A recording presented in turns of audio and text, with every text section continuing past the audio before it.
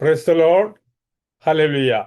കടന്ന എല്ലാ ദൈവമക്കളോടും മിറക്കുലസ് മിനിസ്റ്ററുടെ നാമത്തിൽ ഞങ്ങളുടെ സ്നേഹവും വന്ദനം അറിയിക്കുന്നു. നമുക്ക് അല്പസമയം ദൈവത്തെ പാടി സ്തുതിച്ച് മഹത്വപ്പെടുത്താം. മാന്യ സഹോദരി മിനു പ്രിൻസ് നമ്മുടെ ലൈനിലുണ്ട്. പൈതലിനോട് ചേർന്ന് നമുക്ക് ദൈവത്തെ പാടി സ്തുതിച്ച് മഹത്വപ്പെടുത്താം.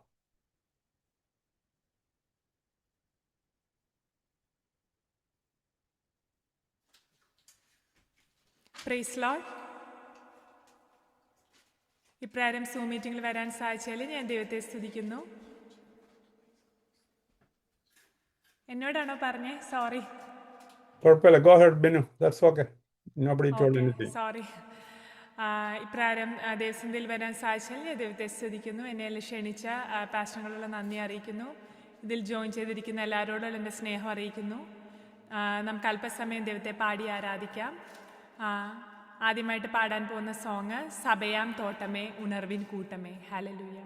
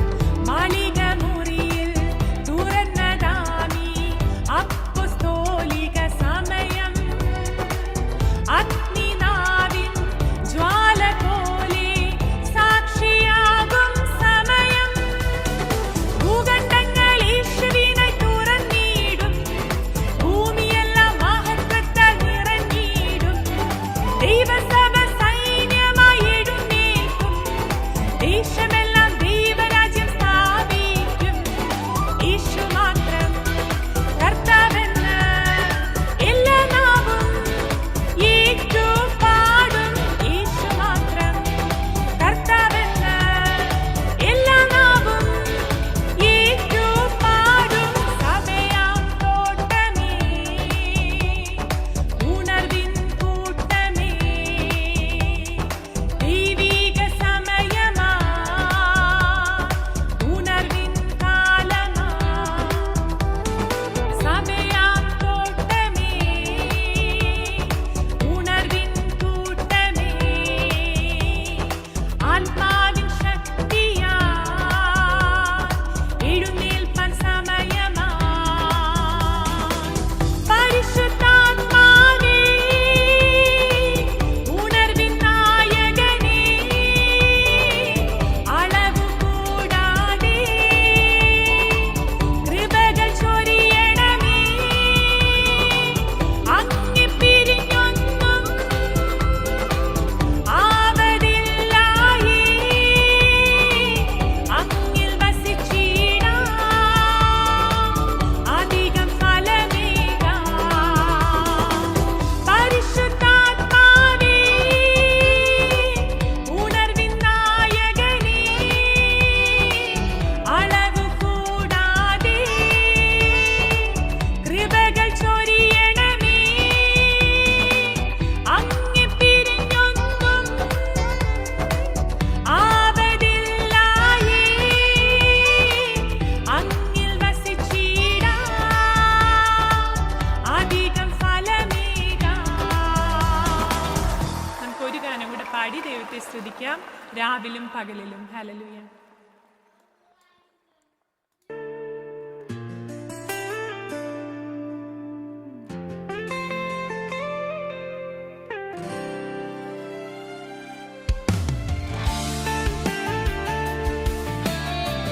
രാവിലും പകലിലും നമ്മളെ കാത്തു പരിപാലിക്കുന്ന നമ്മുടെ കർത്താവിനെ നമുക്ക് പാടി പുകഴ്ത്താം. ഹല്ലേലൂയ.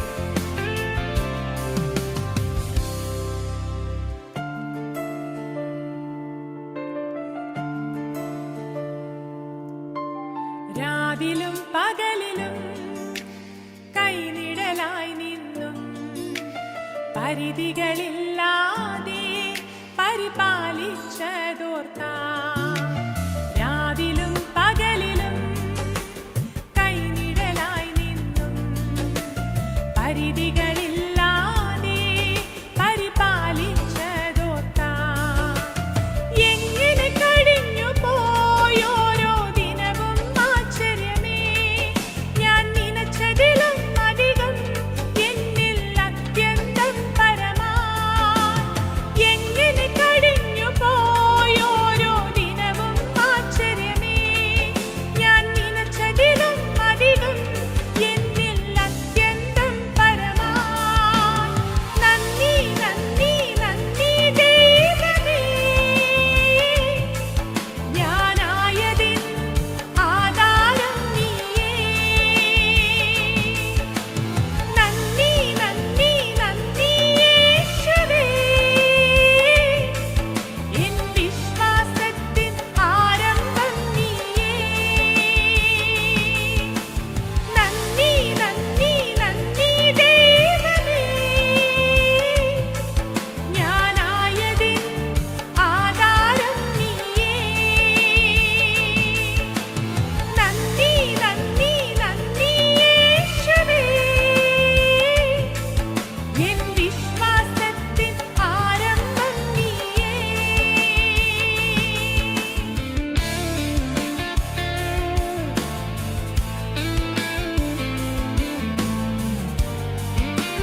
ഈ ലോകത്ത് അനേകരുണ്ടായിട്ട് നമ്മളെ തിരഞ്ഞെടുത്ത് നമ്മുടെ കർത്താവിനെ പാടിപ്പോകും.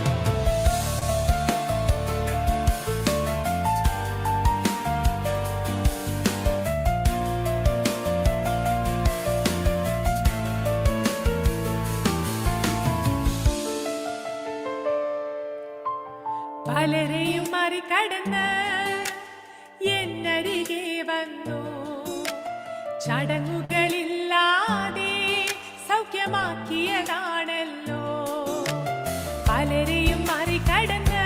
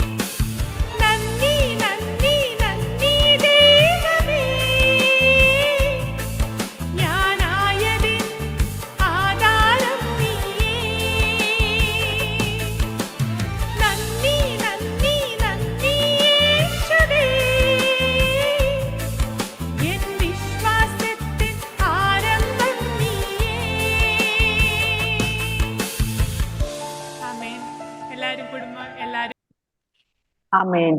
Price the Lord. കർത്താവിന്റെ അതിപരിശുദ്ധമായ നാമം വാഴ്ത്തപ്പെടുമാറാകട്ടെ. ഇന്ന് പകൽക്കാലവും ഇന്ന് വിവിധ സോണുകളിൽ രാത്രിയിലും ഈ ഇന്നത്തെ മീറ്റിംഗിലേക്ക് കടന്നു വന്നിരിക്കുന്ന എല്ലാ പ്രിയപ്പെട്ടവരെയും കർത്താവ് യേശു ക്രിസ്തുവിന്റെ നാമത്തിലുള്ള സ്നേഹത്തെയും വന്ദനത്തെയും അറിയിക്കുകയാണ്.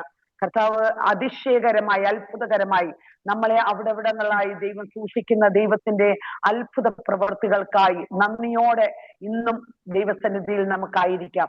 ഇന്ന് നമ്മളോട് സാക്ഷ്യം പറയുവാനായിട്ടും തന്റെ അനുഭവത്തിൽ നിന്ന് ഷെയർ ചെയ്യുവാനായിട്ട് കടന്നു വന്നിരിക്കുന്നത് സിസ്റ്റർ ആനി ബേബി ജോർജ് ആണ്. പ്രിയ സഹോദരി പ്രിയ സഹോദരി കർത്താവിനെ അറിഞ്ഞത് നിമിത്തം തന്റെ കുടുംബത്തിൽ നിന്ന് അനേക പ്രതികൂലങ്ങൾ നേരിടേണ്ടി വന്നു എങ്കിലും ദൈവത്തെ നോക്കിയവർ, ആമേൻ, വചനം പറയുന്നു, അവങ്കിലേക്ക് നോക്കിയവർ പ്രകാശിതരായി, അവരുടെ മുഖം ലജ്ജിച്ചു പോയതുമില്ല. ഒരിക്കലും ലജ്ജിക്കുവാൻ അനുവദിക്കാത്ത ദൈവം അനേക പ്രതികൂലങ്ങളിലൂടെ കടന്നു പോയിട്ടും ശക്തമായി ദൈവശബ്ദം കേൾപ്പിച്ച് പരിശുദ്ധാത്മാവിന്റെ നിയോഗപ്രകാരം ഓരോ ദിവസവും നടക്കുവാൻ, ഓരോ സാഹചര്യങ്ങളിലും അത് മറികടക്കുവാനുള്ള ആമേൻ അഭിഷേകവും ദൈവകൃപയും പരിശുദ്ധാത്മാവ് പ്രിയ സഹോദരിക്ക് നൽകിക്കൊണ്ട് അതിശയകരമായി ഇന്നും പ്രിയ സഹോദരിയെ നടത്തിക്കൊണ്ടിരിക്കുന്നു. പ്രിയ ഞങ്ങളോട് അനുഭവത്തിൽ നിന്നും പരിശുദ്ധാത്മാവ് എങ്ങനെയാണ് തന്നെ ജീവിതത്തിൽ മുന്നോട്ട് നടത്തുന്നതെന്നും നമ്മളോട് സംസാരിക്കുവാനായിട്ട് കടന്നു വന്നിട്ടുണ്ട്. സ്നേഹത്തോടെ ആദരവോടുകൂടി സാക്ഷ്യം പറയുവാനായിട്ട് അനുഭവത്തിൽ നിന്ന് പരിശുദ്ധാത്മാവ് എന്താണോ ആമീൻ ഞങ്ങളോട് ഇന്ന് പലകാലം സംസാരിക്കുവാനായിട്ട് പ്രിയ സഹോദരിലൂടെ നിയോഗിക്കുന്നത് അത് സംസാരിക്കുവാനായിട്ട് ക്ഷണിക്കുന്നു. എല്ലാവരും പ്രാർത്ഥനയോടുകൂടി ആയിരിക്കണമേ. Sister Annie.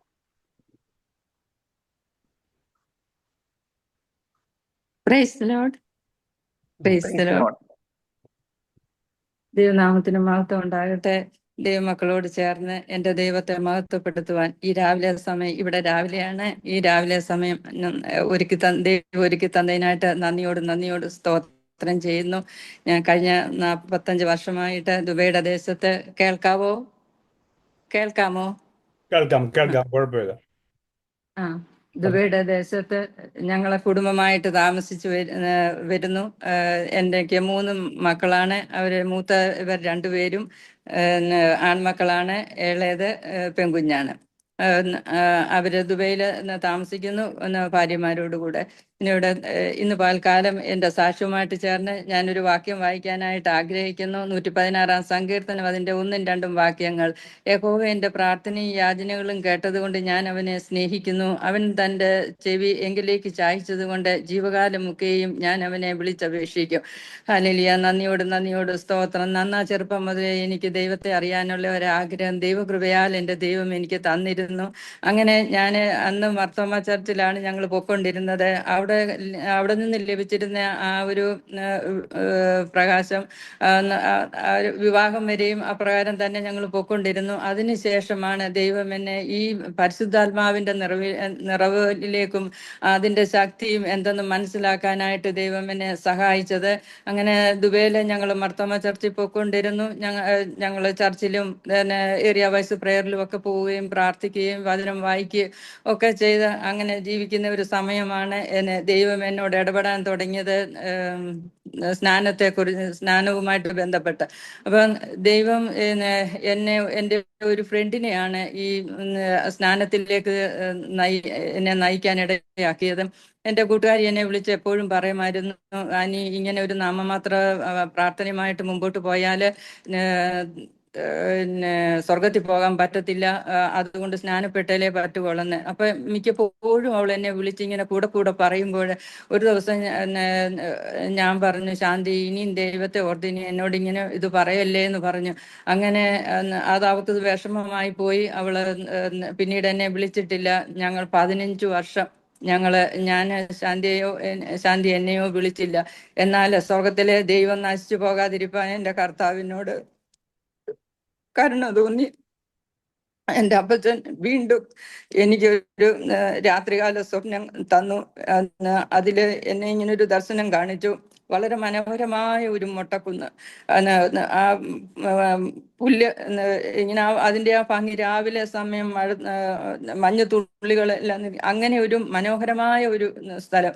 അവിടെ ഞാൻ കാണുന്നത് രണ്ട് വൃക്ഷങ്ങൾ അതിന്റെ നടുക്കായിട്ട് നിപ്പുണ്ട്. അതിൽ ഒരു വൃക്ഷത്തിന്റെ ചുവട്ടിൽ ഞാൻ നിൽക്കുന്നു, മറ്റേ വൃക്ഷത്തില് എന്റെ കൂട്ടുകാരി ശാന്തി നിൽക്കുന്നു. അപ്പൊ ഞാൻ നിന്ന വൃക്ഷത്തിൽ ഞാൻ നോക്കുമ്പോൾ ഞാൻ ഒറ്റയ്ക്ക് വിശ്വാസത്തിലേക്ക്, അത് പറയാൻ വിട്ടുപോയി, ഞാൻ ഒറ്റയ്ക്ക് വിശ്വാസത്തിൽ വന്നു.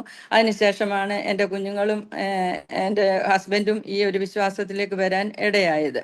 അപ്പൊ ഞാനിങ്ങനെ കാണുക, ഞാൻ നിൽക്കുന്ന ആ വൃക്ഷത്തില് നോക്കുമ്പോൾ ഒരു ഫലവും കാണാനില്ല. എന്നാൽ എൻ്റെ കൂട്ടുകാരി ശാന്തി ആ മരത്തിൽ കയറി നിൽക്കുക, ആ വൃക്ഷത്തിൽ കയറി നിൽക്കുക. എന്നിട്ട് ഞാൻ നോക്കുമ്പോൾ ഒരു ബാസ്ക്കറ്റില് ആ മരം വളരെയധികം ഫലങ്ങൾ നിറഞ്ഞു നിൽക്കുന്ന ഒരു മരം. അതിൽ നിന്ന് ഫലങ്ങൾ പറിച്ച് ഈ ബാസ്ക്കറ്റിനകത്ത് നിറച്ച് വെക്കുന്നതാണ് ഞാൻ കാണുന്നത്. ഇപ്പൊ രാവിലെ ഞാൻ എഴുന്നേറ്റ് ഞാൻ പിന്നെ ഈ ദർശനം കണ്ടതുകൊണ്ട് അല്പം ഭാരം എനിക്ക് തോന്നി. കർത്താവെ, ഞാൻ എൻ്റെ ദൈവത്തിന് വേണ്ടി പ്രയോജനപ്പെടുന്നില്ലല്ലോ, ശാന്തി വളരെയധികം ഫലം കായ്ക്കുന്നു. അത് ഞാൻ ഇങ്ങനെ ചിന്തിച്ചുകൊണ്ടിരിക്കുന്ന സമയത്ത് എന്നെ ഒരു ഫോൺ കോൾ വന്നു. എൻ്റെ ദൈവത്തിന്റെ ആ ഇടപെടലാണ് ഞാൻ ഓർക്കുന്നത്. ഞാൻ ചിന്തിച്ചുകൊണ്ടിരിക്കുന്ന സമയത്ത് 7 മണി ടൈമിൽ ശാന്തിയുടെ ഒരു കോള്, ശാന്തിയാന്ന് ഞാൻ അറിയുന്നില്ല. ഫോൺ എടുത്തപ്പോഴാണ് എൻ്റെ കൂട്ടുകാരിയാണെന്ന് ഞാൻ അറിയുന്നത്. ശാന്തി എന്നോട് പറഞ്ഞു, ആനി, ഇന്നലെ രാത്രിയിൽ ദൈവത്തിന്റെ പരിശുദ്ധാത്മാവ് എന്നെ വളരെയധികം ഹേമിച്ചു. ആനിയെ വിളിക്കണം, ഇന്ന് പകൽക്കാലം ഒരു മീറ്റിംഗ് ഉണ്ട്, ആ മീറ്റിങ്ങിലേക്ക് വരാനായിട്ട് ആനിയോട് പറയണമെന്ന്. അപ്പൊ ഞാനിങ്ങനെ ഈ ദർശനമൊക്കെ കണ്ടിട്ട് ഇങ്ങനെ മനസ്സ് വിഷമിച്ചിരുന്ന സമയമായിരുന്നത് കൊണ്ട് ശാന്തി വിളിച്ചപ്പോൾ പെട്ടെന്ന് ഞാൻ ശാന്തിയോട് പറഞ്ഞു, ശാന്തി, ഞാൻ വരാമെന്ന്. അങ്ങനെ എൻ്റെ ഹസ്ബൻഡും കുഞ്ഞുങ്ങളും സ്കൂളിൽ പോയി, അച്ഛൻ ഓഫീസിൽ പോയി. ഞാൻ അതിനുശേഷം പെട്ടെന്ന് തന്നെ ആ ഭവനത്തിലേക്ക് പോയി. അവിടെ ചെന്നപ്പോൾ നാട്ടിൽ നിന്നൊരു ദേവദാസനാ വന്നിരിക്കുന്നത്. ആ ദേവദാസൻ വേറെ ഒരു മെസ്സേജ് പ്രിപ്പയർ ചെയ്തുകൊണ്ട് വന്നതാ. പക്ഷെങ്കിൽ ദൈവത്തിന്റെ പരിശുദ്ധാത്മാവ് ആ ദേവദാസനോട് ഈ സ്നാനത്തെ കുറിച്ചുള്ള മെസ്സേജ് പറയാനായിട്ടുള്ള ഗൈഡൻസ് കൊടുത്തു. അങ്ങനെ ആ പാസ്റ്റർ അന്ന് സ്നാനത്തെ കുറിച്ചുള്ള വചനമായിരുന്നു അന്ന് ഞങ്ങളോട് സംസാരിച്ചത്. വളരെ ശക്തമായിട്ട് അന്ന് ദൈവത്തിന്റെ ആത്മാവ് ആ ദേവദാസനെ എടുത്ത് ഉപയോഗിച്ചു. അപ്പോൾ ദേവദാസൻ തന്നെ അത് ഇടയ്ക്ക് പറയുന്നുണ്ട്, ഞാൻ ഇങ്ങനെ സ്നാനത്തെക്കുറിച്ച് ഇതുവരെയും ക്ലാസ് എടുത്തിട്ടില്ല, റെഫറൻസ് ഒന്നും എനിക്ക് നല്ലതായിട്ട് അറിയത്തുമില്ലായിരുന്നു. പക്ഷെ ഇന്ന് എന്തോ ഇവിടെ ഇരിക്കുന്ന ആരോ ദൈവമക്കളെ കുറിച്ച് ദൈവത്തിനൊരു ഉദ്ദേശമുണ്ട്, എനിക്ക് അറിയാതെ എൻ്റെ നാവില് ഈ ദൈവത്തിന്റെ വചനം ഒഴുകി വരിക എന്നെന്ന്. അപ്പം അന്നേരമേ എനിക്കറിയാം എന്നോട് തന്നെയാണ് ദൈവത്തിന്റെ ആത്മാവ് സംസാരിക്കുന്നത്. അന്നേരം വചനമെല്ലാം പറഞ്ഞതിന് ശേഷം ഇപ്രകാരം ആ ദേവദാസൻ പറഞ്ഞു, നിങ്ങൾ ഇപ്പൊ സ്നാനപ്പെടണമെന്നൊന്നുമില്ല, പക്ഷെങ്കിൽ ആഗ്രഹമുണ്ടെങ്കിൽ ദൈവത്തിന്റെ സന്നിധി സമർപ്പിച്ച് പ്രാർത്ഥിച്ചാട്ടെ, ദൈവം അതിനുള്ള വഴികൾ ഒരുക്കുമെന്ന്. അങ്ങനെ ഞാൻ സമർപ്പിച്ചു, പ്രാർത്ഥിച്ചു. പെട്ടെന്ന് തന്നെ ഞാൻ അവരുടെ ഫ്ലാറ്റിൽ അവരുടെ ഒരു റൂമിലോട്ട് കയറിപ്പോയി. അപ്പം അവിടെ ഇരുന്ന മറ്റു സഹോദരിമാരോട് ദേവദാസൻ ഇപ്രകാരം പറഞ്ഞു, ഇവിടെ ഒരു സഹോദരി ഇരുന്നു, ആ സഹോദരിയോട് ആ ദൈവത്തിന്റെ ആത്മാവ് ഇടപെട്ടെന്ന്. അന്ന് തന്നെ ഞാൻ തീരുമാനമെടുത്തു, ഇനി എന്തു വന്നാലും എൻ്റെ ഞാൻ സ്നാനപ്പെടുമെന്ന്. അങ്ങനെ ഞാൻ അതിനു വേണ്ടി ആഗ്രഹിച്ചു, പ്രാർത്ഥിച്ചു. ഞാൻ അച്ഛയോട് പറഞ്ഞപ്പോൾ അന്നേരം അച്ഛയ്ക്ക് ഹസ്ബൻഡിന് താല്പര്യം കാണിച്ചില്ല. ഞാൻ അന്നേരം എൻ്റെ കൂട്ടുകാരിയോട് ഈ വിഷയം ഷെയർ ചെയ്തപ്പം നമുക്ക് നാട്ടിൽ പോകാമെന്ന് പറഞ്ഞു. പോയി ആരോടെങ്കിലും ചോദിച്ചു നോക്കാമെന്ന് പറഞ്ഞു. അങ്ങനെ അവൾ അവിടെ ഇരുന്ന് പ്രാർത്ഥിച്ചു. എന്നോട് പറഞ്ഞു, ഞങ്ങൾ എൻ്റെ സഹോദരൻ കുവൈറ്റിൽ നിന്ന് വരുന്നുണ്ട്, ഞാനും ഇവിടുന്ന് പോകാനായിട്ട് ആഗ്രഹിക്കുന്നു, അപ്പം ആനിയും കൂടെ വരാമെങ്കിൽ നമുക്ക് ശ്രമിച്ചു നോക്കാമെന്ന്. അങ്ങനെ ഞാൻ അച്ഛയോട് പറഞ്ഞു, അന്ന് എൻ്റെ മോനെ മാംഗ്ലൂരിൽ പഠിച്ചുകൊണ്ടിരിക്കുന്ന സമയമാണ്. അവൻ എന്നോട് ഞാൻ അച്ഛയോട് പറഞ്ഞു, എനിക്കൊരു ടിക്കറ്റ് എടുത്ത് തരാൻ. അങ്ങനെ ഞാൻ ദുബൈന്ന് നാട്ടിൽ വന്നതിന് ശേഷം ഇവിടുന്ന് ഞാൻ മാംഗ്ലൂർക്ക് പോയി. ഒറ്റയ്ക്കാണ് ഞാൻ പോകുന്നത്, എനിക്ക് വഴിയൊന്നും അറിയത്തില്ല. പക്ഷെ സ്നാനപ്പെടണം എന്നുള്ള ആഗ്രഹം കൊണ്ട് ഞാനങ്ങ് പോവുക. അങ്ങനെ ഞാൻ എൻ്റെ മോൻ്റെ അടുത്ത് ചെന്നു. അവിടെ ഞാൻ ശ്രമിച്ചപ്പോൾ അവിടെ സ്നാനപ്പെടാനുള്ള സൗകര്യങ്ങളൊന്നുമില്ല. ഞാൻ പക്ഷേ 5 ദിവസം ഉപവസിച്ച് പ്രാർത്ഥിക്കാനായിട്ട് ആഗ്രഹിച്ചു. ഞാൻ ഉപവസിച്ച് പ്രാർത്ഥിച്ചു 3-ാമത്തെ ദിവസമായപ്പോൾ എന്നെ എൻ്റെ കൂട്ടുകാരി വിളിച്ചിട്ട് എന്നോട് ചോദിച്ചു, എന്തുവായി സ്നാനത്തിന്റെ കാര്യങ്ങളെന്നൊക്കെ. അപ്പൊ അവൾ സിസ്റ്റർ അവിടെ ദുബൈയിലിരുന്ന് പ്രാർത്ഥിച്ചുകൊണ്ടിരിക്കുമ്പോൾ ഒരു ദേവദാസനെ കാണുമായിരുന്നു ഇങ്ങനെ പ്രാർത്ഥിക്കുന്ന സമയത്ത്. പക്ഷെ ഇങ്ങനെ ഈ ഒരു വിഷയമാണെന്നൊന്നും അന്ന് അറിയത്തില്ല. എങ്കിലും അവള് നാട്ടിൽ വന്നപ്പോൾ അതിശയം എന്ന് പറയട്ടെ, അവര് ആദ്യം അവര് ടിക്കറ്റ് ക്യാൻസൽ ചെയ്തു. ദൈവത്തിന്റെ ഓരോ വഴി, എന്റെ ദൈവം എനിക്ക് വേണ്ടി ഒരുക്കിയ വഴിയായോണ്ട് അവള് ക്യാൻസൽ ചെയ്തു, അവിടെ സഹോദരൻ വരുന്നില്ലെന്ന് പറഞ്ഞു. പക്ഷെ 2 ദിവസം കഴിഞ്ഞപ്പം വീണ്ടും അവര് ടിക്കറ്റ് എടുത്ത് നാട്ടിലേക്ക് വരുവാനിടയായി. സഹോദരി നാട്ടിൽ വീട്ടിൽ വന്നപ്പോൾ, അവിടെ സ്വന്തം വീട്ടിൽ വന്നപ്പോൾ അവള് പ്രാർത്ഥിച്ചുകൊണ്ടിരുന്ന ആ ദൈവദാസൻ തന്നെ അവിടെ വീട്ടിലിരിക്കുന്നു. ദേവദാസൻ വന്നത് അവിടെ ആങ്ങളെ കാണാനാണെങ്കിലും എൻ്റെ കർത്താവ് അപ്പൊ തന്നെ ശാന്തിക്ക് മനസ്സിലായത് ദൈവം ഒരുക്കിയ വഴിയാണെന്ന്. അന്നേരം തന്നെ എന്നെ വിളിച്ചിട്ട് എന്നോട് പറഞ്ഞു സ്നാനം. ഞാൻ പറഞ്ഞിങ്ങനെ ദൈവം ഒരു വഴി ഒരുക്കിയെങ്കിലേ ഉള്ളെന്ന് പറഞ്ഞത് കേട്ട് അപ്പൊ എന്നോട് പറഞ്ഞു ദൈവം വഴി ഒരുക്കിയിരിക്കുക, എത്രയും വേഗം അവിടെ നാട്ടിലേക്ക് കടന്നു വരാൻ പറഞ്ഞു. അങ്ങനെ ഞാൻ മാംഗ്ലൂരിൽ നിന്ന് 4-ാമത്തെ ദിവസം ഞാൻ മാംഗ്ലൂരിലേക്ക് വീട്ടിലേക്ക് വന്നു. ഞാൻ എൻ്റെ മോനോട് പറഞ്ഞു, അവന് വളരെ പ്രയാസമാണ്, 2-3 ദിവസം മാത്രമേ ഞാൻ അവിടെ നിന്നുള്ളല്ലോ. അങ്ങനെ പക്ഷെങ്കിൽ അവന് മനസ്സിലായി. അവൻ എന്നെ ടിക്കറ്റ് എടുത്ത് എന്നെ നാട്ടിൽ വിട്ടു. അപ്പൊ ഇവിടെ വന്ന് പാസ്റ്റർ പറഞ്ഞു പാസ്റ്ററിനെ ചെന്ന് കാണണം, സംസാരിക്കണം, പ്രാർത്ഥിക്കണമെന്ന്. അങ്ങനെ ഞാൻ ആ ഭവനത്തിൽ പോയി. ഞങ്ങൾ പ്രാർത്ഥിച്ച സമയത്ത് ദൈവത്തിന്റെ ആത്മാവ് പാസ്റ്റർക്ക് വെളിപ്പെടുത്തി കൊടുത്തു, ദൈവഹിത പ്രകാരമാണ് ഞാൻ സ്നാനത്തെ ആഗ്രഹിക്കുന്നതെന്ന്.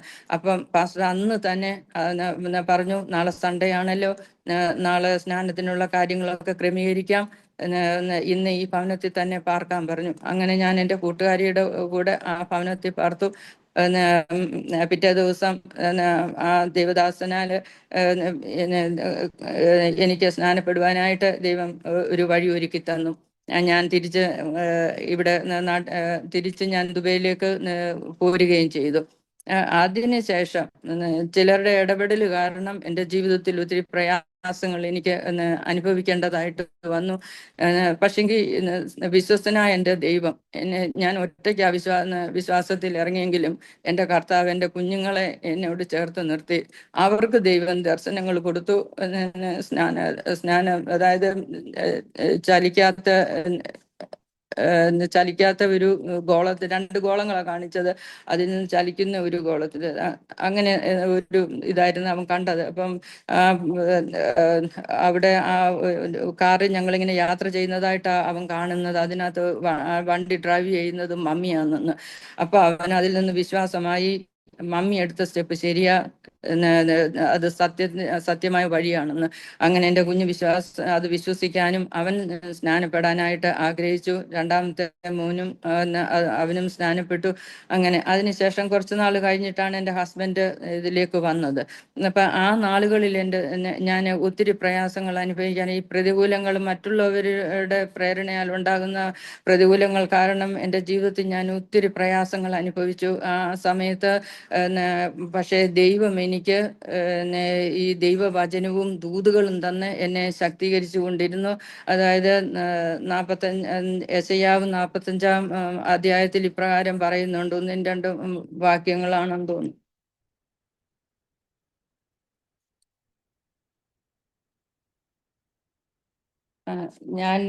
ഞാൻ നിനക്ക് മുമ്പായി ചെന്ന് ദുർഘടങ്ങളെ നിരപ്പാക്കുകയും താമ്രവാതിലുകളെ തകർത്ത ഇരുമ്പോടാമ്പലുകളെ ഖണ്ഡിച്ചു കളയുകയും ചെയ്യും. നിന്നെ പേർ ചൊല്ലി വിളിച്ചിരിക്കുന്ന ഞാൻ യഹോവ, ഇസ്രായേലിന്റെ ദൈവം തന്നെ എന്ന് നീ അറിയേണ്ടതിന് ഞാൻ നിനക്ക് ഇരുട്ടിലെ നിക്ഷേപങ്ങളെയും മറവിടങ്ങളിലെ ഗുപ്തനിധികളെയും തരും. ആ വചനം എൻ്റെ ദൈവം എനിക്ക് തന്നു. എനിക്ക് മുമ്പേ പോയി ദുർഘടങ്ങളെ നിരപ്പാക്കുമെന്ന്. അതുപോലെ തന്നെ വേറൊരു വചനം, നീ അവരുടെ പക്ഷം ചേരുകയില്ല, അവർ നിന്റെ പക്ഷം ചേരും. ഇങ്ങനെ പല വചനങ്ങൾ തന്നെ എൻ്റെ അപ്പച്ചൻ എന്നെ ശക്തീകരിക്കുകയും ബലപ്പെടുത്തുകയും ചെയ്തുകൊണ്ടേയിരുന്നു. എന്നാല് എന്നോട് എന്നെ ആര് ഈ വേർപെട്ട ആരാധനയിലേക്ക് പോകാതിരിക്കാൻ ശ്രമിച്ചുവോ അവരെ തന്നെ ദൈവത്തിന്റെ ആത്മാവ് ഈ സ്നാനത്തിലേക്ക് നടത്തി. എൻ്റെ ദൈവത്തിന് നന്ദിയോട് സ്തോത്രം. ആരെനിക്കെതിരായിട്ട് നിന്നോ അവരെ തന്നെ ദൈവം തമ്പുരാൻ ഈ കൃപയിലേക്ക് കൊണ്ടുവരുവാനും പിന്നീട് മറ്റു ചിലരും ഈ ദൈവഭാഗത്തേക്ക് വരുവാനും സ്വർഗത്തിലെ ദൈവം ഇടയാക്കി. എൻ്റെ ദൈവത്തിന് നന്ദിയോട് സ്തോത്രം ചെയ്യാണ്. ഒറ്റയ്ക്ക് ഞാൻ എന്താ ഏതാവുന്നൊന്നും എനിക്ക് മാംഗ്ലൂർ മോൻ്റെ അടുത്ത് പോകാനോ അല്ലെങ്കിൽ മറ്റുള്ള കാര്യങ്ങളൊന്നും ചെയ്യാൻ എനിക്ക് അറിയത്തില്ലായിരുന്നു. എന്നാൽ എൻ്റെ കർത്താവ് എൻ്റെ കൂടെ നിന്ന് ഒത്തിരി പ്രതികൂലങ്ങൾ കടന്നു വന്നപ്പോഴും എൻ്റെ ദൈവം എന്നോട് കൂടെ നിന്ന് ആ പ്രതികൂലങ്ങളെയെല്ലാം മാറ്റി സ്വർഗത്തിലെ ദൈവം എൻ്റെ കുഞ്ഞുങ്ങളെ എന്നോട് ചേർത്ത് നിർത്തി. അങ്ങനെ പിന്നെ മോളും സ്നാനപ്പെടാനിടയായി. അത് കഴിഞ്ഞതിന് ശേഷം അച്ഛയ്യ അപ്പോഴൊക്കെ ഇത് പഠിച്ചു, സ്നാനത്തെക്കുറിച്ച് പഠിക്കുമായിരുന്നു. അച്ഛയ്ക്ക് ദൈവഭയമുണ്ടായിരുന്നു. അതുകൊണ്ട് അച്ഛയി ഇതിനെക്കുറിച്ച് പഠിച്ചുകൊണ്ടിരുന്നു.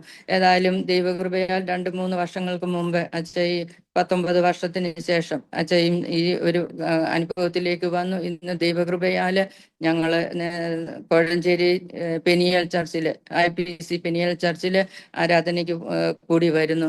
അങ്ങനെ എൻ്റെ കർത്താവിനെ നടത്തിയ വിധങ്ങളെ ഓർത്ത് ഞാൻ എൻ്റെ ദൈവത്തിന് സ്തോത്രം ചെയ്യുകയാണ്. അതുപോലെ തന്നെ ഞങ്ങൾക്ക് ലഭിച്ച ഒരു വലിയ വിടുതല് ഈ കോവിഡിന്റെ സമയത്ത് ഈ ചൈനയിലെ കോവിഡ് ഇത് വ്യാപരിച്ചെന്ന് കേട്ടതേ ഉള്ളൂ. ആ മഹാമാരി വൈറസ് വ്യാപരിക്കുന്നെന്ന് കേട്ടതേ ഉള്ളൂ. പക്ഷെങ്കില് എൻ്റെ കുഞ്ഞിന് മൂത്ത മകൻ അത് വരാനായിട്ട് ഇടയായി. അങ്ങനെ ഡോക്ടറുടെ അടുത്ത് പോയപ്പോൾ ഡോക്ടർ മരുന്ന് കുറിച്ച് കൊടുത്തു. പോസിറ്റീവ് ആണെന്ന് പറഞ്ഞു മരുന്ന് കൊടുത്തു. പക്ഷെങ്കിൽ ആ മരുന്നൊന്നും കഴിച്ചിട്ട് കുഞ്ഞിനെ ഏറ്റില്ല. ഓരോ ദിവസം കഴിയും തോറും അവന്റെ നില വഷളായി തീർന്നു. സങ്കീർത്തനക്കാരൻ 116 സങ്കീർത്തനത്തിൽ ഇപ്പൊ ഞാൻ വായിച്ച ആ താഴെയുള്ള ഭാഗം വായിക്കുമ്പോൾ ശരിക്കും ദാവീദ് രാജാവ് അനുഭവിച്ച അതേ കഷ്ടത തന്നെ ഞങ്ങളുടെ ജീവിതത്തിൽ ഞങ്ങൾ അനുഭവിക്കുവാൻ ഇടയായി. യഹോവ എൻ്റെ പ്രാർത്ഥനകളും യാചനകളും കേട്ടതുകൊണ്ട് ഞാൻ അവനെ സ്നേഹിക്കുന്നു. അവൻ തൻ്റെ ചെവിയെങ്കിലേക്ക് ചായ്ച്ചത് കൊണ്ട് ഞാൻ ജീവകാലമൊക്കെയും അവനെ വിളിച്ചപേക്ഷിക്കും. മരണവാസങ്ങൾ എന്നെ ചുറ്റി, പാതാള വേദനകൾ എന്നെ പിടിച്ചു. ഞാൻ കഷ്ടവും സങ്കടവും അനുഭവിച്ചു. അയ്യോ യഹോവയെ, എൻ്റെ പ്രാണനെ രക്ഷിക്കണമേ എന്ന് ഞാൻ യഹോവയുടെ നാമം വിളിച്ചപേക്ഷിച്ചു. യഹോവ കൃപയും നീതിയുമുള്ളവൻ, നമ്മുടെ ദൈവം കരുണയുള്ളവൻ തന്നെ. യഹോവ അല്പബുദ്ധികളെ പാലിക്കുന്നു. ഞാൻ എളിമപ്പെട്ടു, അവൻ എന്നെ രക്ഷിച്ചു. എൻ മനമേ, നീ വീണ്ടും സ്വസ്ഥമായിരിക്കുക. യഹോവ നിനക്ക് ഉപകാരം ചെയ്തിരിക്കുന്നു. ഹല്ലേലൂയ. നന്ദിയോട് സ്തോത്രം. നീ എൻ്റെ പ്രാണനെ മരണത്തിൽ നിന്നും എൻ്റെ കണ്ണിനെ കണ്ണുനീരിൽ നിന്നും എൻ്റെ കാലിനെ വീഴ്ചയിൽ നിന്നും രക്ഷിച്ചിരിക്കുന്നു. ഞാൻ ജീവനുള്ളവരുടെ ദേശത്തെ യഹോവയുടെ മുമ്പാകെ നടക്കും.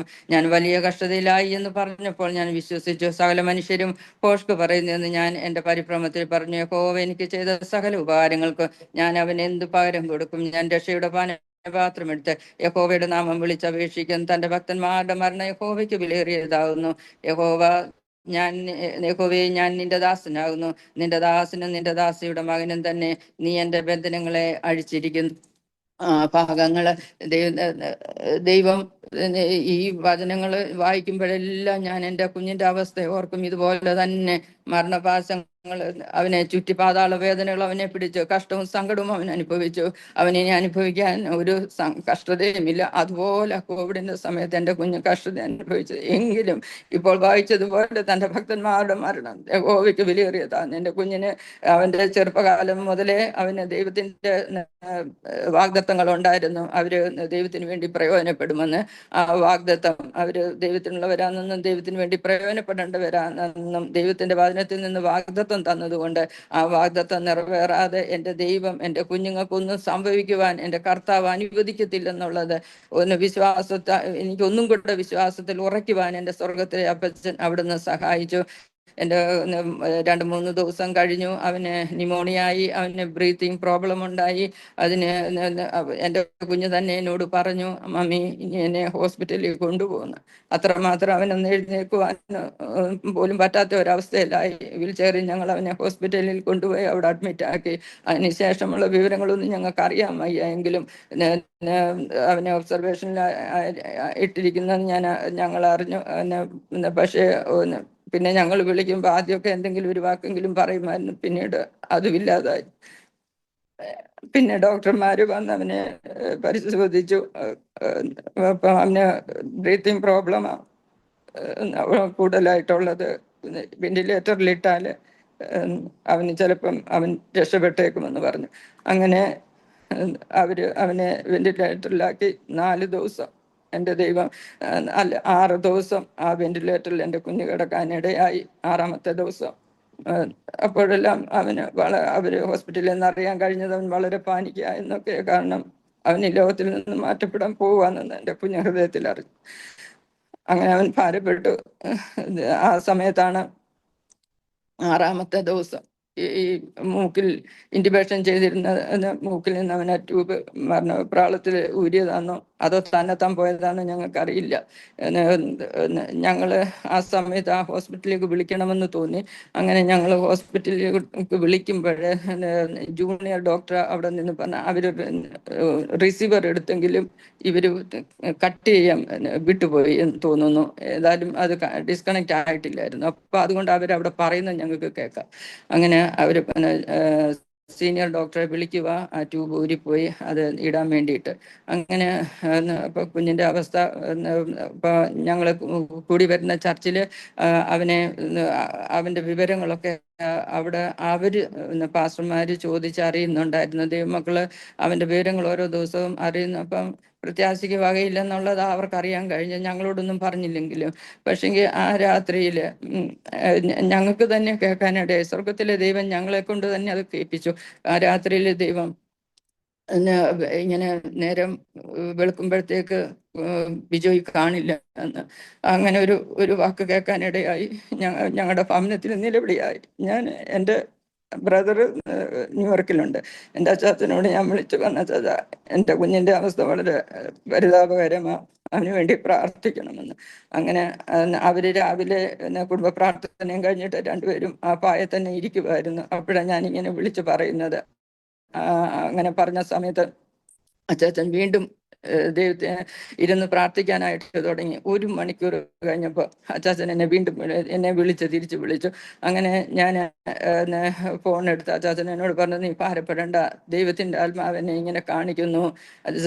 അവന്റെ ലങ്സ് രണ്ടും വൈറ്റ് പാച്ചസ് കൊണ്ട് നിറഞ്ഞിരിക്കുക എങ്കിലും ഒരു വശത്തേത് പൂർണ്ണമായിട്ട് മാറിപ്പോകുന്നതായിട്ട് ഞാൻ കണ്ടു. ഒരു സൈഡിലേത് കുറച്ച് ഇൻഫെക്ഷൻ ഏതോ ഭാഗത്തുണ്ട്. അത് പക്ഷെ ഇച്ചിരി സമയമെടുക്കും, അതുകൊണ്ട് നീ ഭാരപ്പെടേണ്ട, അതൊന്നും സംഭവിക്കത്തില്ലെന്ന്. പക്ഷെങ്കിൽ ഹോസ്പിറ്റലിൽ നിന്നുള്ള വിവരങ്ങളൊന്നും നമുക്കറിയത്തില്ല എന്തൊക്കെയാണ് അവിടെ സംഭവിക്കുന്നതെന്ന്. പക്ഷെ ആ രാത്രിയിൽ എൻ്റെ ദൈവം എൻ്റെ കുഞ്ഞിന് വേണ്ടി അവൻ്റെ കടയ്ക്ക് കരിയിൽ ഇറങ്ങി വന്നു.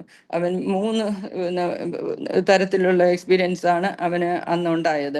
അപ്പോൾ അവനിങ്ങനെ വെന്റിലേറ്ററിലായിരിക്കുമ്പോൾ സ്വർഗത്തിലെ ദൈവം ഈ യെഹെസ്കേൽ 37-ാം അധ്യായം അതിൻ്റെ 3 മുതലുള്ള വാക്യങ്ങള് കൊടും മുഴക്കത്തോടെ അവന്റെ ചെവിയിൽ ഇങ്ങനെ ദൂതനാണോ അതോ ദൈവത്തിന്റെ പുരുഷനാണോ എന്ന് എനിക്കറിയത്തില്ല, ആരോ ഈ വചനം ഇന്ന് വായിച്ച് കേൾപ്പിക്കുക അവന്റെ ചെവിയിൽ.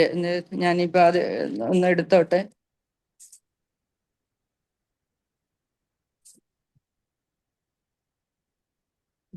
യെഹെസ്കേല് 37 അതിന്റെ 3 മുതലുള്ള വേദഭാഗങ്ങളാണ്.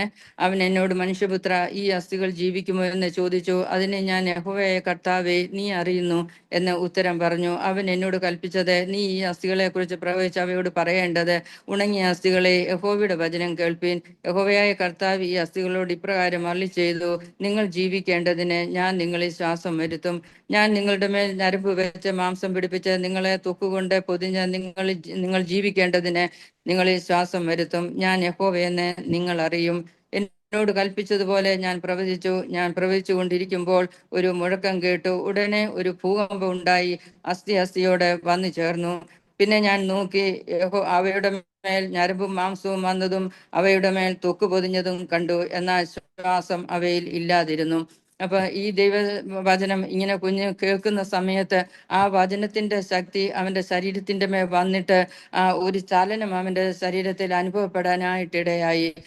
അതുവരെയും അവന് ലോകത്തിൽ നിന്ന് മാറ്റപ്പെടുമെന്നുള്ള ഭയത്തിൽ ആയിരുന്ന എൻ്റെ കുഞ്ഞ് ഒരു ദിവ്യമായ സമാധാനം ആ സമയത്ത് അവന്റെ ഹൃദയത്തിലേക്ക് കടന്നു വന്നു.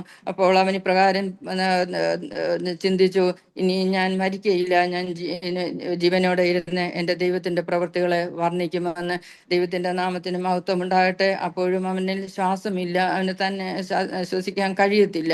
എന്നാൽ രണ്ടാമത്തെ ഒരു അനുഭവത്തിലേക്ക് ദൈവം അവനെ കടത്തിവിട്ടു. അവൻ കാണുന്നത് ഈ ലോകത്തിൽ ഒരു രാജാവ്, ഒരു കൊട്ടാരം, ഒരു കോട്ടയാട്, അങ്ങനെ അവൻ കാണുന്നത് ആ കൊട്ടാരത്തിന്റെ അടുത്തായിട്ട്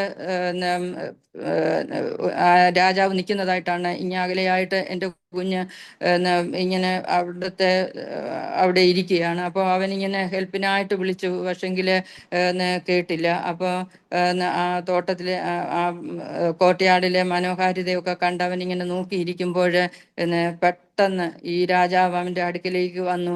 അവനെ ഇങ്ങനെ സൂക്ഷിച്ചു നോക്കിക്കൊണ്ടിരുന്നു. പിന്നെ ആ സമയത്ത് അവൻ ഇങ്ങനെ റിക്വസ്റ്റ് ചെയ്തു, എന്നെ ഹെൽപ്പ് ചെയ്യണമെന്ന്. പക്ഷേ രാജാവ് അങ്ങ് പോയി. അതിനുശേഷം ദൈവത്തിന്റെ പരിശുദ്ധാത്മാവ് തന്നെ അവന്റെ അരികിലേക്ക് കടന്നു വന്നിട്ട് ഈ ശ്വാസം എടുക്കാൻ കഴിയാത്ത കുഞ്ഞിനോട് ഈ ശ്വാസം എടുക്കാനായിട്ട് അവനോട് പറഞ്ഞുകൊണ്ട് അവന് ഗൈഡൻസ് കൊടുത്തുകൊണ്ടിരുന്നു. ഇപ്രകാരം ചെയ്യുക. ആദ്യമൊന്നും അവന് ശ്വാസം എടുക്കാനായിട്ട് പറ്റുന്നില്ലായിരുന്നു. എങ്കിലും അവൻ അതിനുവേണ്ടി ശ്രമിച്ചുകൊണ്ടേയിരുന്നു. ദൈവത്തിന്റെ പരിശുദ്ധാത്മാവ് അവനെ എൻകറേജ് ചെയ്തു, നീ ഇപ്രകാരം ചെയ്യുക. അപ്പൊ അവിടെ എന്തോ ഒരു മെഷീൻ അതിന്റെ ആ ഒരു റിതം അനുസരിച്ച് നീ ശ്വാസം എടുക്കുന്ന ഈ പരിശുദ്ധാത്മാവ് മോനോട് പറയുക. അപ്പൊ അവൻ ശരിക്കും അവന്റെ ജീവിതത്തിൽ അത് എക്സ്പീരിയൻസ് ചെയ്തതല്ല, അത് വേറെ ഒരു ദർശനങ്ങളോ ഒന്നുമല്ല. അങ്ങനെ ദൈവത്തിന്റെ ആത്മാവനെ ബലപ്പെടുത്തി. കുഞ്ഞാദ്യമൊക്കെ ഇച്ചിരി ഇങ്ങനെ ശ്വാസം എടുക്കാനായിട്ട് ട്രൈ ചെയ്തു. പക്ഷെ അവന് പറ്റുന്നില്ല. എന്നാൽ ദൈവത്തിന്റെ പരിശുദ്ധാത്മാവ് പിന്നെ അവനെ ഹേമിച്ചു, നീ ശ്വാസം എടുക്കുക, ഇന്നതുപോലെ എന്ന്. അങ്ങനെ അല്പസമയം ഇവൻ ചെയ്തപ്പോൾ കുഞ്ഞിന് കുറച്ചും കൂടെ ശ്വാസം എടുക്കാനായിട്ട് സാധിച്ചു. അവൻ ഇച്ചിരൂടെ ബെറ്ററായി. അങ്ങനെ ഇവന്റെ ഓക്സിജൻ ലെവല് 10 വരെ ആയതായിരുന്നു. ഈ ശ്വാസം എടുക്കാൻ തുടങ്ങി, ഈ പരിശുദ്ധാത്മാവനെ സഹായിക്കാൻ തുടങ്ങിയപ്പോൾ ഇത് ഉയർന്നുയർന്നു വരാനായിട്ട് തുടങ്ങി. 20 40 60 അങ്ങനെ ഉയർന്നു വരാനായിട്ട് തുടങ്ങി. അവസാനം 90 വരെ എത്തിയെന്ന എനിക്ക് തോന്നുന്നത്. അപ്പോൾ ആ മോണിറ്ററിൽ ഒരു ശബ്ദം കേട്ടു. അത് കേട്ടുകൊണ്ട് ഡോക്ടർമാരെല്ലാം ഓടി വന്നപ്പോൾ ഇവനിങ്ങനെ കണ്ണു തുറന്നവരെ നോക്കുക. ദൈവത്തിന്റെ പൊന്നുനാമത്തിന് മഹത്വം ഉണ്ടാകട്ടെ. അവന്റെ അടുത്ത് നിന്ന ഡോക്ടർമാരും നേഴ്സുമാരും എൻ്റെ കുഞ്ഞിന് കിട്ടിയ ആ വിടുതൽ ഓർത്ത് ലോകത്തിൽ നിന്ന് മാറ്റപ്പെടാവുന്ന സ്ഥാനത്ത് എൻ്റെ ദൈവം ഇറങ്ങി വന്ന് അത്ഭുതമായ വിടുതൽ എൻ്റെ കുഞ്ഞിന് ദൈവം നൽകി കൊടുത്തു. അതോർത്ത് അവരും അവനോട് ചേർന്ന് ദൈവത്തെ മഹത്വപ്പെടുത്താനായിട്ട് ഇടയായി. അതിലും ഉപരിയായിട്ട് ഹോസ്പിറ്റലിൽ നിന്നുള്ള വിവരങ്ങൾ അറിഞ്ഞ് ഞങ്ങൾ ചർച്ച കൂടി വരുന്ന ദൈവമക്കള് അവന് വേണ്ടിയിട്ട് നിരന്തരം ഓരോരുത്തരും മാറി 24 മണിക്കൂറും കുഞ്ഞിനെ അവിടെ അഡ്മിറ്റ് ആക്കിയപ്പോൾ മുതൽ പ്രാർത്ഥിച്ച ആ ദൈവമക്കളുടെയും പ്രാർത്ഥനയാ എൻ്റെ കുഞ്ഞിനെ ഈ ലോകത്തിൽ നിന്ന് ജീവനോടെ കാണുവാനായിട്ട് എൻ്റെ ദൈവം സഹായിച്ചത്. ഇങ്ങനെ ഒരു സൗഖ്യത്തെക്കുറിച്ച് ഞാൻ കേട്ടിട്ടുണ്ട്. കേട്ടിട്ടല്ല, ഇപ്പം അറിയാം ദൈവം വചനം അയച്ച് സൗഖ്യമാക്കുമെന്ന്. എന്നാൽ എൻ്റെ കുഞ്ഞിൻ്റെ ജീവിതത്തിലാണ് ഞങ്ങൾ അത് അനുഭവിച്ചറിഞ്ഞത്. അത് അർത്ഥമായിട്ട് ദൈവത്തിൻ്റെ വചനം അയച്ച് എസ്കേൽ 37 മുതൽ 10 വരെയുള്ള വാക്യങ്ങൾ വളരെ ഉച്ചത്തിൽ അവനെ വായിച്ച് കേൾപ്പിച്ച വചനത്തിന്റെ ശക്തി അവന്റെ ശരീരത്തിന്റെ മേലെ വ്യാപരിപ്പിച്ച് അങ്ങനെ എൻ്റെ ദൈവം അത്ഭുതമായ ഒരു വിടുതൽ എൻ്റെ കുഞ്ഞിന് കൊടുക്കുവാൻ ഇടയായി. ദൈവത്തിന്റെ പൊന്നുനാമത്തിന് മഹത്വം ഉണ്ടാകട്ടെ. എനിക്ക് സമയം അറിയത്തില്ല, എൻ്റെ സമയം തീർന്നോ? ഒന്ന് പറയാൻ പറ്റുമോ? 5 മിനിറ്റ്സ് എടുക്കാം, കുഴപ്പമില്ല. അതിനുശേഷം എൻ്റെ ദൈവം എന്നെ ഇങ്ങനെ കാണിക്കുകയാണ്. മനോഹരമായ ഒരു തോട്ടം, ഫലങ്ങളാൽ നിറഞ്ഞു നിൽക്കുന്ന ഒരു തോട്ടം. ആ തോട്ടം എന്നെ കാണിച്ചിട്ട് ദൈവത്തിൻ്റെ ആത്മാവ് എന്നോട് ഇപ്രകാരം, ഞാൻ നിങ്ങളെ തിരഞ്ഞെടുത്തു എന്നല്ല, നിങ്ങൾ എന്നെ തിരഞ്ഞെടുത്തു എന്നല്ല, ഞാൻ നിങ്ങളെ തിരഞ്ഞെടുത്തു. നിങ്ങൾ ഫലം കായ്ക്കേണ്ടതിനും നിങ്ങളുടെ ഫലം നിലനിൽക്കേണ്ടതിനും ഞാൻ നിങ്ങളെ ആക്കി വെച്ചിരിക്കുന്നുവെന്ന്. അപ്പം ഈ ദൈവവചനം എനിക്ക് ദൈവം എൻ്റെ ഹൃദയത്തിൽ ഉറപ്പിച്ച് തന്നെങ്കിലും പക്ഷെങ്കിൽ ഈ ലോകവും ഈ ആത്മീയവുമായിട്ടൊക്കെ ഇങ്ങനെ മിക്സ് ചെയ്ത് പോയത് കൊണ്ട് ദൈവം ആഗ്രഹിച്ചതുപോലുള്ള ഒരു നിലയിലേക്ക് കടന്നു വരാനായിട്ട് എനിക്ക് കഴിഞ്ഞില്ല. പക്ഷേ ദൈവത്തിന്റെ വളരെ കഷ്ടങ്ങളെ പ്രയാസങ്ങളൊക്കെയും ജീവിതത്തിൽ കടന്നു വന്നു. പലപ്പോഴും പ്രാർത്ഥനയ്ക്ക് മറുപടി ലഭിക്കാതെ ഇരുന്നു. പക്ഷേ ദൈവസന്നിധിയിൽ കണ്ണുനീരോടെ പ്രാർത്ഥിച്ചു കൊണ്ടിരുന്നത് കൊണ്ട് ദൈവത്തിന്റെ ആത്മാവ് വളരെ വ്യക്തമായിട്ട് എന്നോട് സംസാരിച്ച ഒരു ഇതും വചനവും കൂടെ ഞാൻ നിങ്ങളെ അറിയിക്കാനായിട്ട് ആഗ്രഹിക്കുന്നു. ഞാൻ നിങ്ങളെ തിരഞ്ഞെടുത്തു, നിങ്ങൾ പോയി ഫലം കായ്ക്കേണ്ടതിന് നിങ്ങളുടെ ഫലം നിലനിൽക്കേണ്ടതിന് നീ ഞങ്ങളെ ആക്കി വെച്ചിരിക്കുന്നു. നിങ്ങൾ എൻ്റെ നാമത്തിൽ പിതാവിനോട് അപേക്ഷിക്കുന്നതൊക്കെയും അവൻ നിങ്ങൾക്ക് തരുവാനായിട്ട് തന്നെ. അപ്പം നിങ്ങളുടെ ഫലം നിലനിൽക്കേണ്ടതിന് ഞാൻ നിങ്ങളെ ആക്കി വെച്ചിരിക്കുന്നു. ഈ വചനത്തിന്റെ യഥാർത്ഥമായിട്ടുള്ള ഇത് നമ്മൾ നിലനിന്ന് ദൈവസന്നിധി ഫലം കായ്ച്ചാലേ നമുക്ക് നിത്യതയിൽ ചെല്ലാനായിട്ട് പറ്റത്തുള്ളൂ.